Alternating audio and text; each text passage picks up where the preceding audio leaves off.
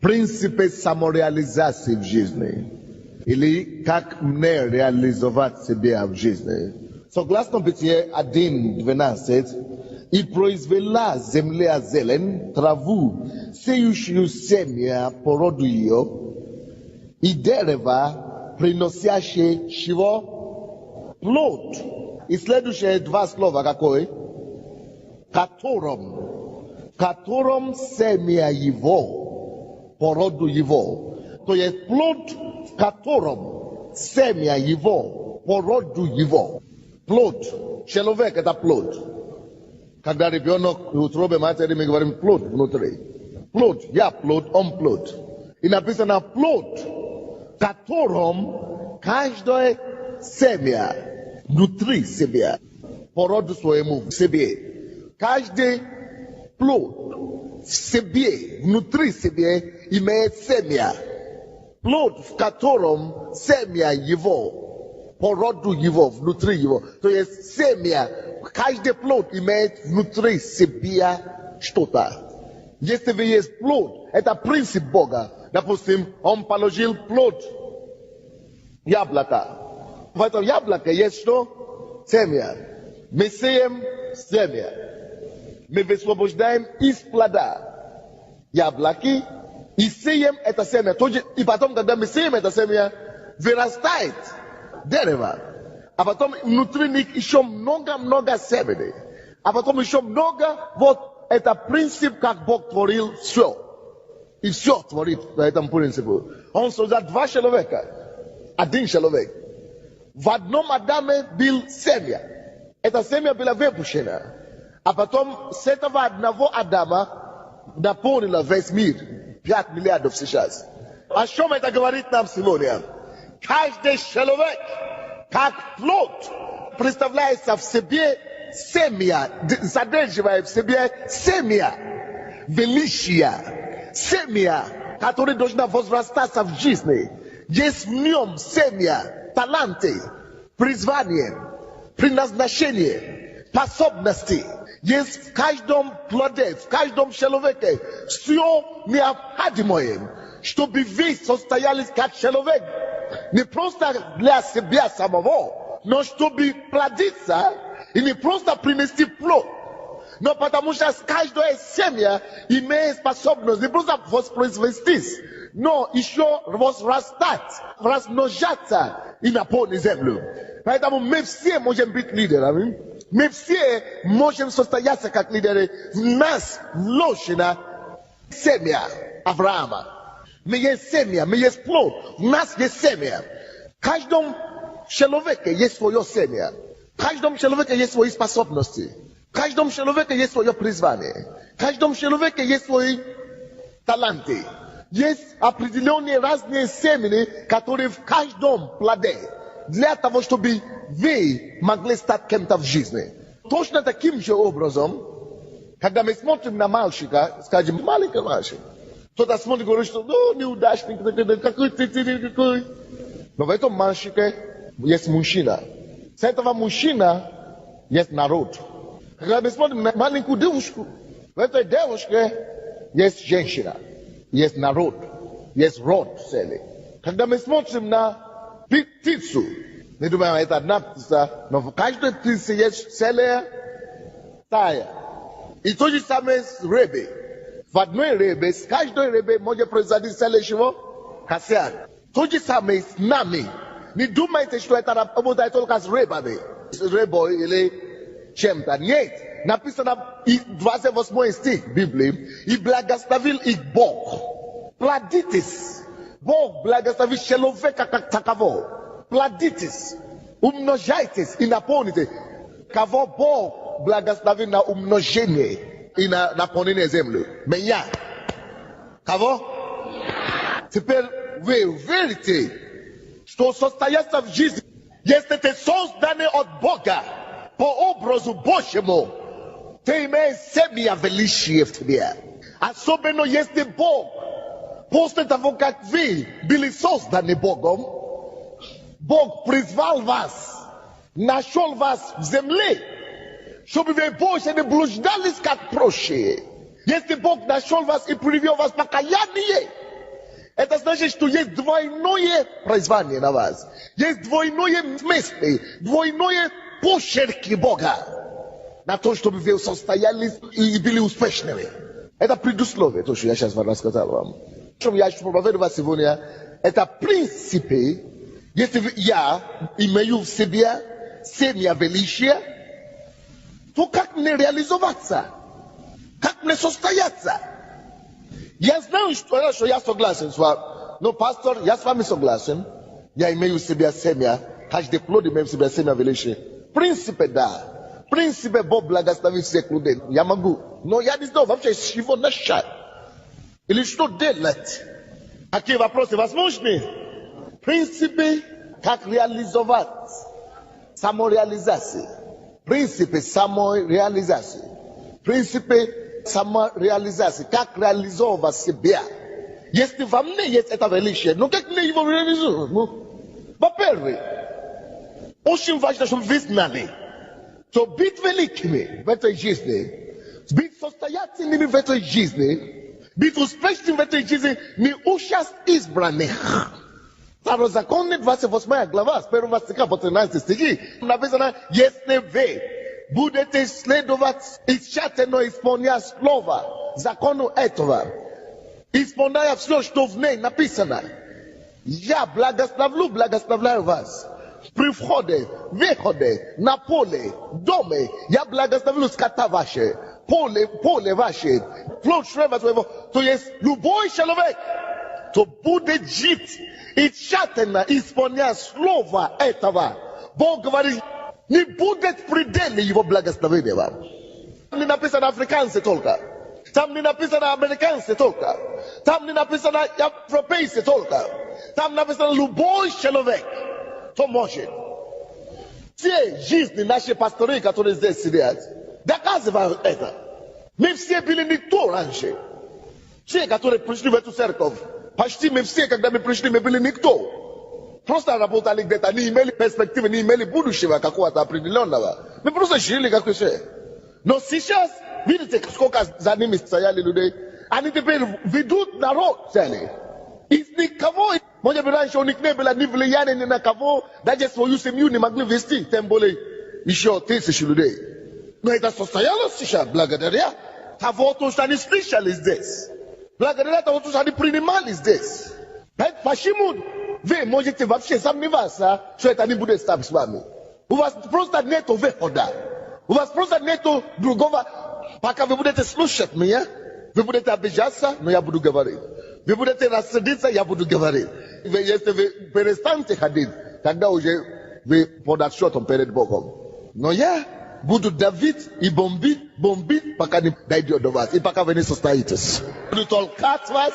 Итак, как тогда реализовываться? Если это возможно, в принципе, то как это делать? Во-первых, то, что вы должны знать, вы должны стать недовольным вашим теперешним состоянием.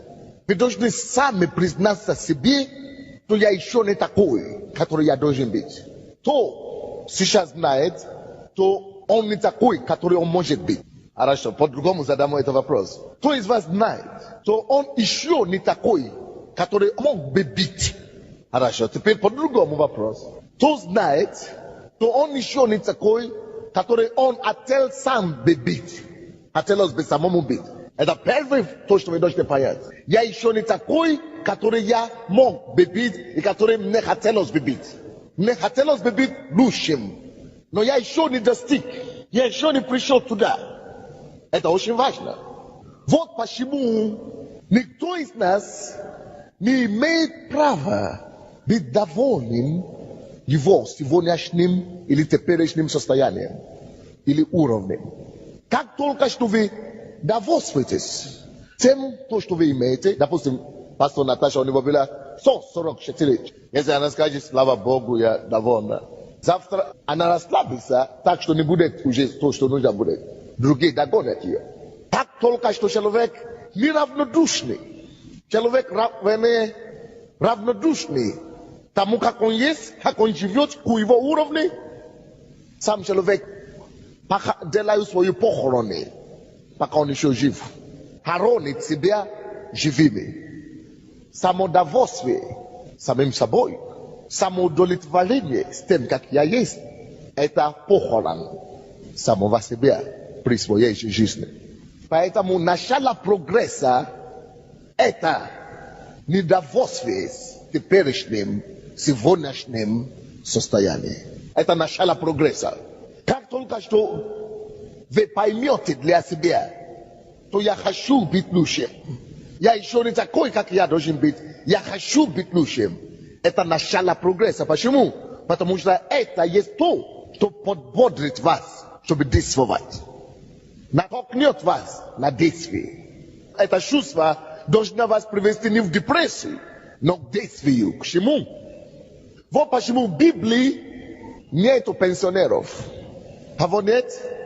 Потому что идеи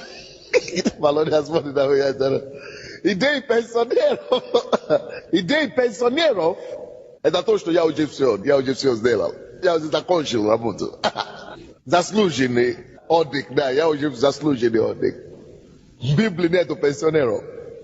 2 Тимофею, 4 глава, 7-8 стихи. Класс наоборот там говорит. Наша пенсия только на небе, друзья. Да. Посмотрим, где заслуженный отдых христиан. 2 Тимофею, 7-8.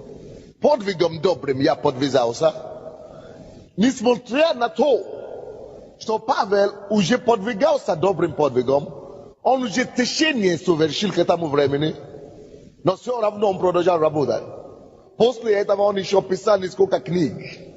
Подвигом подвязался, я добрым подвигом подвязался, течение совершил, веру сохранил, а теперь готовится мне венец правды, который даст мне Господь, праведный судья, в день тот.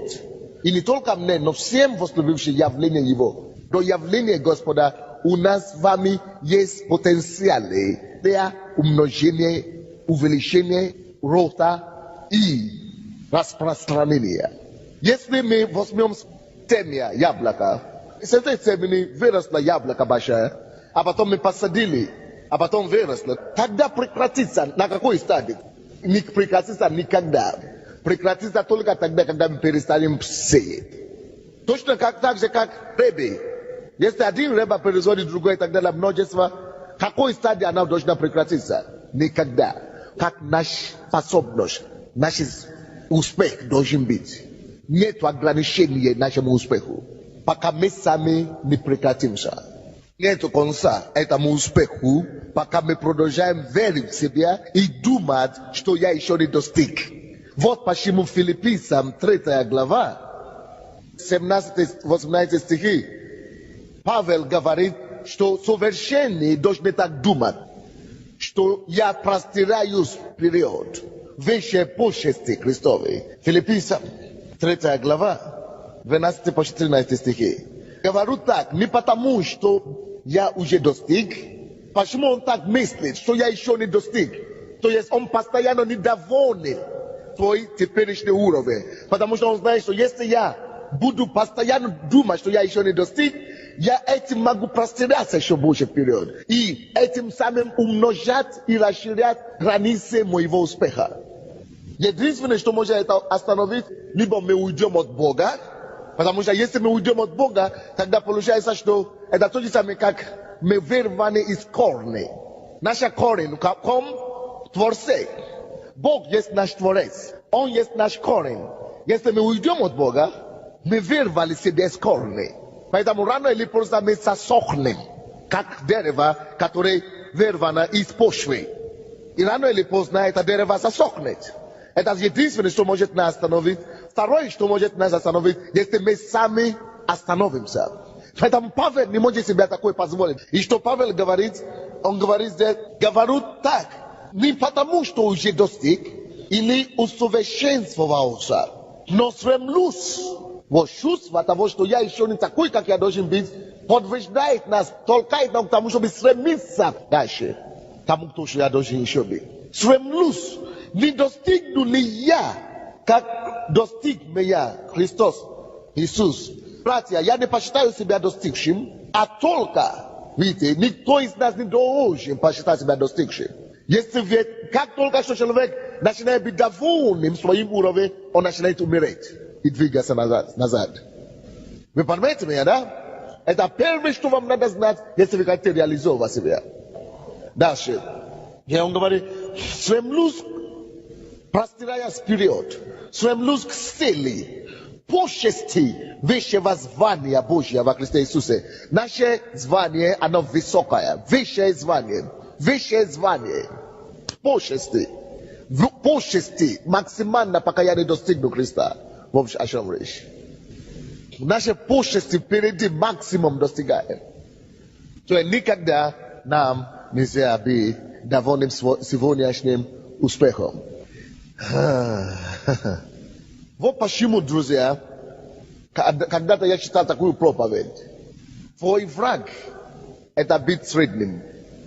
Вот почему самый большой враг человека вообще-то, а среднего человека, это то, что мы хотим говорить, ну, я нормальный. Это твой враг. Вот чувствуешь, я нормальный. Ну, Наташа Потапаева, ну, она такая, ну, но я же не последняя. У меня же не 40. Ну, как раз 100. Не 144, конечно, но ничего. И когда вам делают замечание, у вас 143, только одного нет, и вас я ругаю. Почему у вас нету 144? Говорю, видите, он еще меня ругает.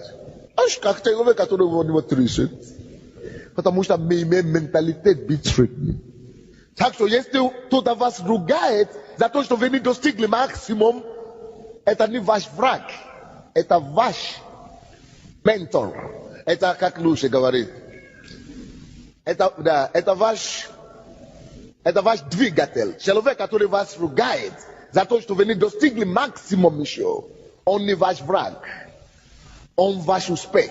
Он ваш, как сказать, по-русски, да, стимулятор и, короче, вы должны ценить. Это то, что вы должны ценить больше всего в вашей жизни, Это то, кого вы должны ценить больше всего в своей жизни.